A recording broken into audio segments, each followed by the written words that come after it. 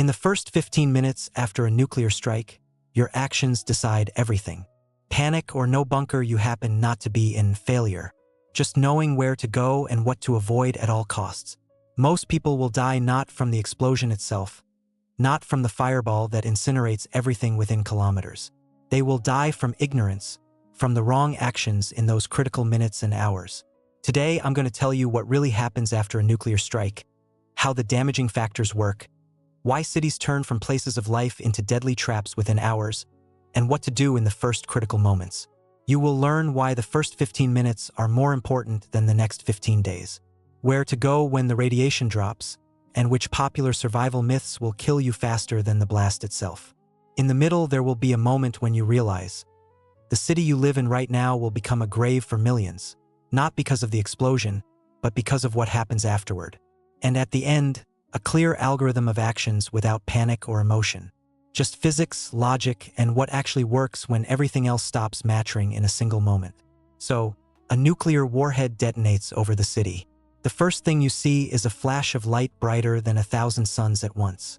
It blinds you even through closed eyelids, even if you're not looking directly at it. Thermal radiation spreads at the speed of light instantly. The temperature in the epicenter reaches millions of degrees in fractions of a second.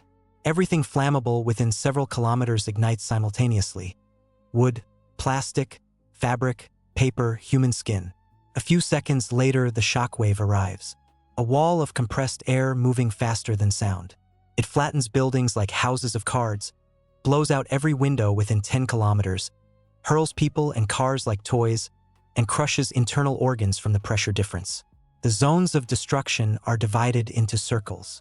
Epicenter to 1 kilometer, total destruction and instant death of everything alive. 1 to 3 kilometers, heavy destruction. Most buildings collapse. You can survive only in basements or bunkers. 3 to 5 kilometers, moderate destruction. Buildings are still standing but badly damaged. Windows are blown out. Fires start everywhere. Many people are injured but alive. Beyond 5 to 10 kilometers, light destruction. Most buildings are intact. The main danger is flying glass shards and falling objects. The most important thing to understand, most survivors of the blast are not in the epicenter where everything dies instantly, but in the zones of moderate and light destruction, right where you are injured, terrified, but still alive and able to act. Radiation in the first seconds and minutes is not the main threat for those who survive the blast. The main threat right now is physical damage from the shockwave and the fire that begins devouring the city simultaneously in thousands of places. And this is where the most critical time window begins. Those exact 15 minutes that decide whether you will survive the next days or die from radiation along with millions of others who made the wrong choice. If you saw the flash of the explosion with your own eyes and didn't die from it immediately, it means you are far enough from the epicenter and you have 10 to 15 minutes before the real invisible killer arrives. The radioactive dust that was thrown into the atmosphere by the blast in the form of a huge mushroom cloud will begin to settle on the ground in 15 to 30 minutes, depending on wind strength and the height of the burst.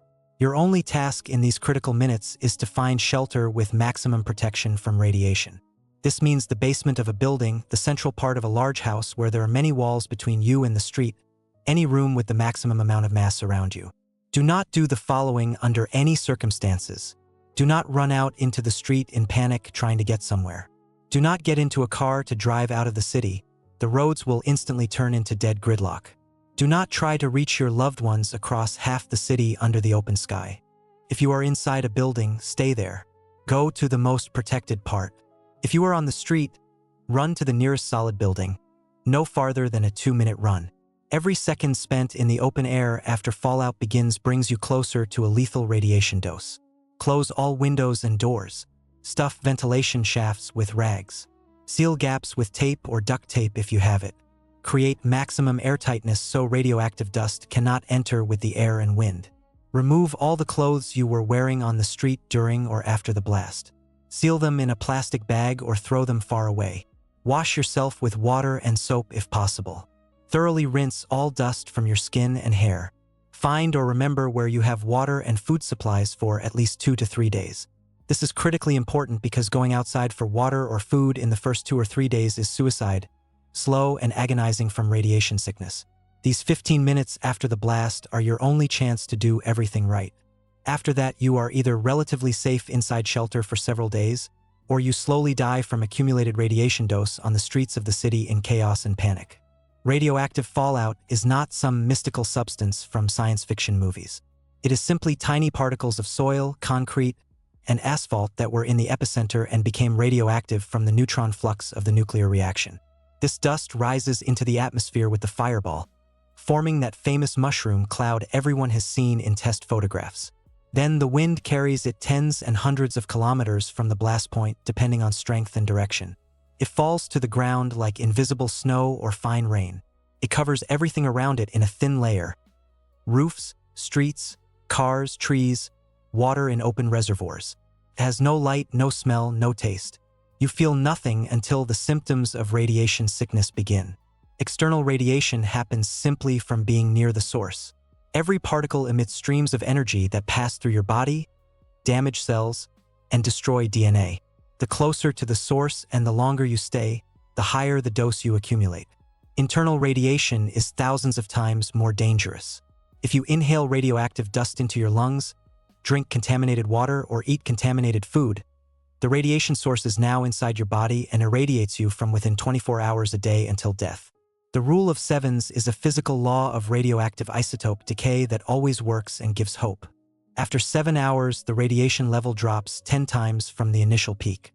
After 49 hours, 100 times. After 2 weeks, 1,000 times, and becomes relatively safe for short exposure. The main task for the first 48 to 72 hours after the blast is to have zero contact with radioactive fallout at all. Sit motionless in your shelter and let time do its work, reducing the radiation level to acceptable. Protection from radiation is as simple as physics. The more mass between you and the radiation source, the better the protection. Concrete walls, earth, lead, water, even stacks of books. Everything absorbs radiation and reduces the dose you receive per unit of time. A city with a population of several million turns from a place of relatively comfortable life into a giant grave, not in weeks but in hours after a nuclear strike. And the reason is not only radiation. It is a whole cascade of deadly factors. At the same time, population density works against survival. Millions of people on an area of several hundred square kilometers all want the same thing: to survive, to find water, food, shelter, safety. But there are physically not enough resources for everyone already in the first day. Panic and stampedes kill thousands in the first hours. People in terror run out of damaged buildings onto the streets. Crowds move chaotically with no direction, crush each other in narrow places, trample the fallen, fight for places in transport that is already not moving. Transport collapse happens instantly. All roads turn into absolute gridlock within minutes after the blast. Millions trying to leave at the same time. Cars are abandoned right on the roads when fuel runs out or when there is a solid wall of vehicles ahead. People are trapped in the open under radioactive fallout. Infrastructure shuts down completely. The electromagnetic pulse from a high-altitude nuclear blast burns out all electronics within hundreds of kilometers. No electricity in houses, no water from taps because pumps don't work. No mobile or internet communication, no police or ambulance to answer calls. Fires spread uncontrollably across the entire city simultaneously. Thermal radiation ignites thousands of points. Wind carries the fire further. There is no one to extinguish it because fire trucks cannot get through the rubble and traffic jams. Water does not flow from hydrants. The city burns for days, turning into one giant crematorium. Looting begins in the first 24 hours after the blast. Stores are robbed by crowds of hungry and terrified people. Warehouses are stripped in hours. Pharmacies are emptied instantly. Violence grows exponentially because there is no police, no law, only the instinct to survive at any cost. Hospitals overflow within the first hours and become useless. There are tens of thousands more wounded people than doctors and medicine. Operating rooms are packed, corridors filled with the dying. No electricity for equipment, no clean water for wound treatment, no painkillers. People die in lines from blood loss and infections. Radioactive dust concentrates in the urban environment and does not go away. Wind does not blow it out of narrow streets between tall buildings. Rain washes it off roofs and concentrates it in low areas. Sewage becomes the most contaminated place where all the dust flows. Basements flood with contaminated water. Getting out of this trap becomes harder every day. The city turns from a place of protection and civilization into concentrated space of death, where every factor works against your survival, where population density multiplies the danger by radiation density multiplied by the absence of resources. This is an equation with a deadly result for the absolute majority. For the first 48 to 72 hours after the blast, you do not move anywhere at all. You sit motionless in your shelter, waiting for the radiation to drop tens and hundreds of times from the initial level. Any movement onto the street during this time is suicide. After 72 hours, you soberly and honestly assess the situation. Do you have water supplies for the next week? Is there food? Is your shelter safe from other people? Is anything still working in the city around you? Is it still burning? If the answer is no to even 2 questions, the decision to leave the city is made quickly, because every day it will only get harder. Resources are running out, violence is growing, weakness from hunger is accumulating. The psyche is breaking from stress and fear all around. When you decide to leave, you must move on foot. A car is completely useless because roads are blocked by dead traffic jams of abandoned vehicles. Fuel runs out quickly and there is nowhere to buy it. The noise of an engine attracts dangerous people from far away.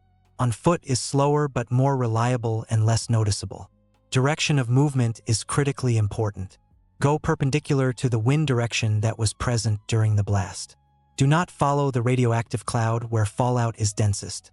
Avoid the city center where destruction is maximum. Bypass military objects that may be targets of repeated strikes.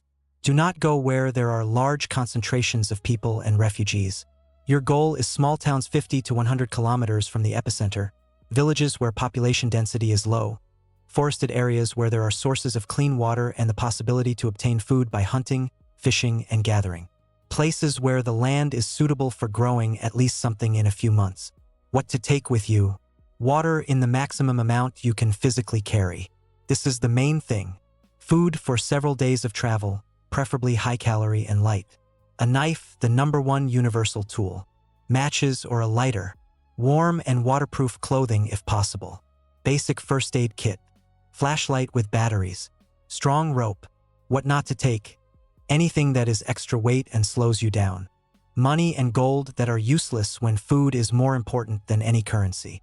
Electronics that do not work without power grids. Weapons if you do not know how to use them, because they will only attract problems from those who do. Move at night when possible. Fewer people on the roads, less attention, cooler to walk. Avoid major highways and main roads where there will be crowds of refugees and checkpoints or gangs. Go through forests, fields, roundabout paths. Slower but safer. Do not trust strangers. Groups are more dangerous than loners. In the first weeks of chaos, the #1 criterion for choosing a place for long-term survival is, without any alternatives, a source of clean water all year round. A river, spring, or well. Without water, a person dies in a maximum of 3 days. No other resources compensate for its absence at all. The second criterion by importance is the possibility to obtain food regularly and stably. Gardens where you can grow vegetables and potatoes, forest with wild berries, mushrooms, and game for hunting, a river or lake for fishing, land suitable for planting seeds in a few months when radiation in the soil drops to safe levels. The third criterion is shelter from weather and from dangerous people at the same time. An abandoned house or barn that can be fortified and insulated, dense forest where you can build a hut or dugout, a place not visible from the road and not attracting attention from random passing groups of refugees or looters. The fourth criterion is safe distance from zones of heavy radioactive contamination. Minimum 50 kilometers from the epicenter, preferably 100 kilometers and more. Not in the direction of the radioactive cloud that carried fallout the farthest, not near military objects that may be targets of repeated strikes in a prolonged war. The fifth criterion is low population density both before and after the war. The fewer people per square kilometer, the less competition for limited resources of food, water, and shelter, the lower the probability of violent conflicts, the easier it is to hide and not attract attention to yourself and your supplies for a long time. Places to avoid categorically and bypass. Large cities, even if not directly hit, military bases and airfields, large factories, especially chemical and oil refineries, dams and hydroelectric plants that can be blown up, nuclear power plants that can fail without staff, any strategic infrastructure objects that attract hostile forces. The ideal option in theory is rural countryside with low population density, where there are abandoned villages with intact houses, nearby forest and river, fertile land, non-extreme climate, and far from large cities and military objects. This is the classic description of a place for long-term survival. Reality is much harsher than the ideal. Most such places will be filled by other refugees very quickly in the first week. Competition for resources will be brutal and bloody. Those who arrive first will seize the best places and defend them by force. Latecomers will get the worst options or nothing at all except conflict with those who settled earlier. Radiation drops to relatively safe levels after 2 weeks in most places except the epicenter. But it does not disappear completely and is not the same everywhere. Some zones will remain dangerous for years because of long-lived isotopes. You need a dosimeter to understand where it is safe and where it is deadly. The state as a system of governance no longer exists in the familiar sense. No army controlling territory. No police maintaining order. No government organizing aid and recovery. No laws that work. There is only you and a small group around you. If you are lucky enough to find reliable people, food becomes the only real currency in the new world. Canned goods are worth more than gold. Long-storing grains are more valuable than any denomination of money. Vegetable seeds are capital for the future. Knowledge of where to find wild food or how to grow something yourself is a skill that determines who survives and who dies slowly of hunger. Violence becomes a constant background of existence. Gangs form from desperate people who rob the weak.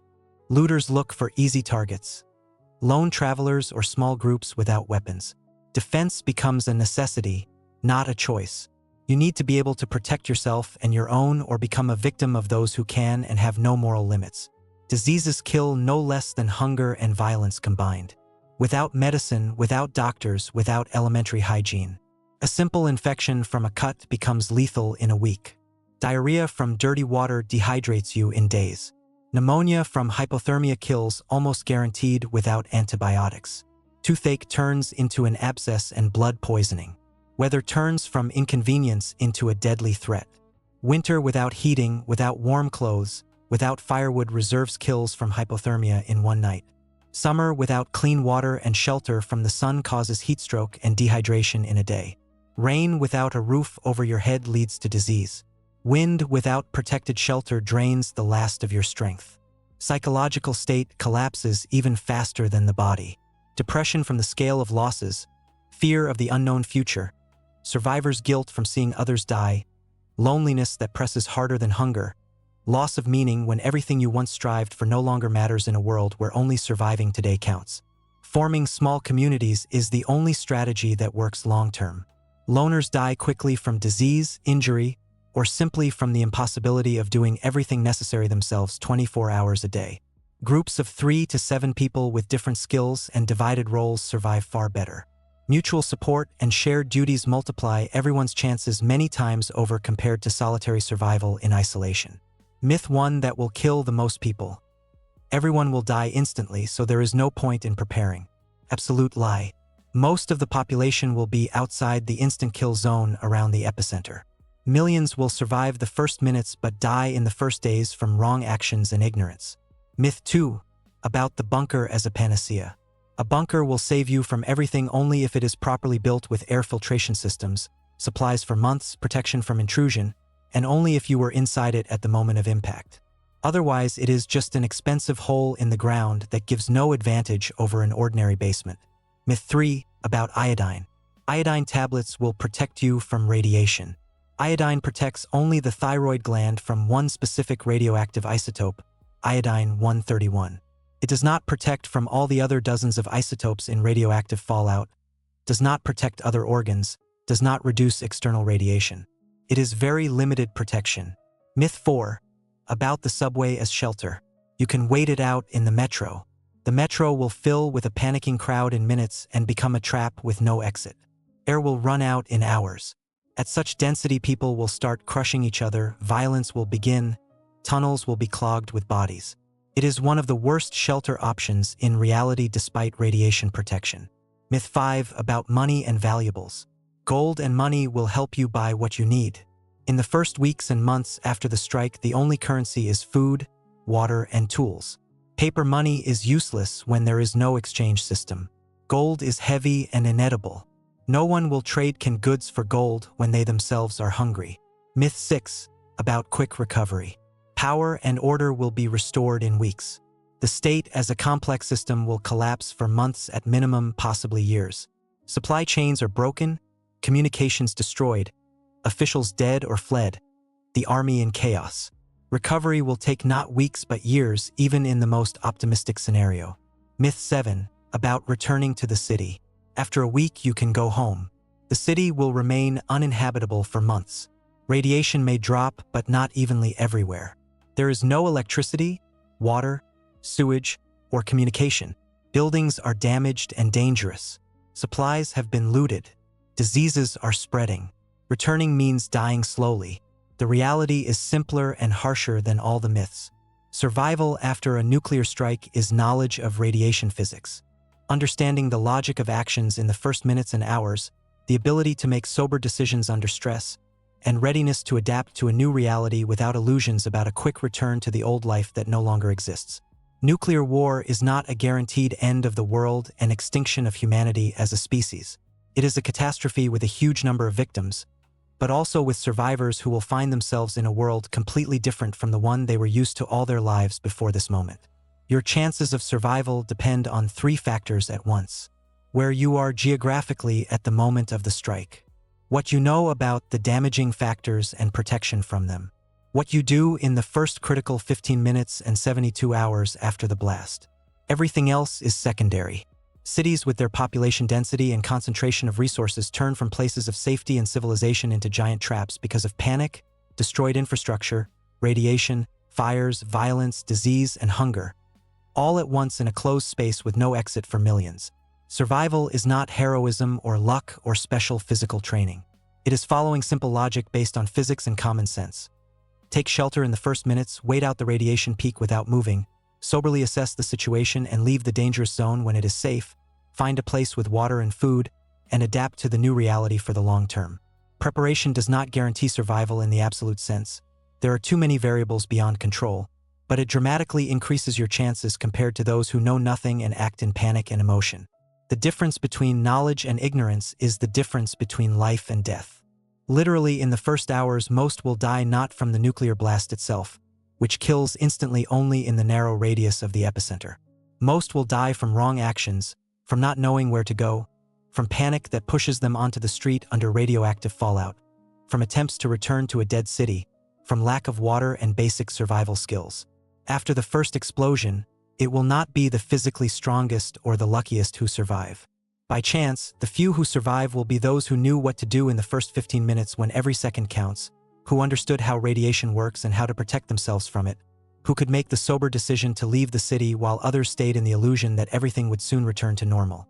Knowledge is the only tool that cannot be taken away, that weighs nothing, that works in any situation, that turns fear into a plan of action, chaos into an algorithm, panic into sober calculation. And it is knowledge, not a bunker or supplies or luck, that decides who remains alive when cities become graves for millions.